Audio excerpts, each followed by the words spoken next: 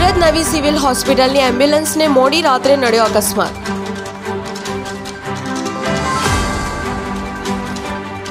Puna canal road પર મોડી રાત્રે એમ્બ્યુલન્સને નડ્યો અકસ્માત.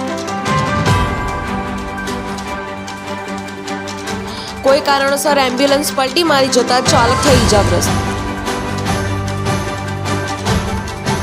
ડ્રાઈવર ઇજાગ્રસ્ત હાલતમાં સારવાર અર્થે હોસ્પિટલમાં ખસેડાયો હતો. અકસ્માત કેવી રીતે થયો તે હાલ જાણી શકાયો નથી.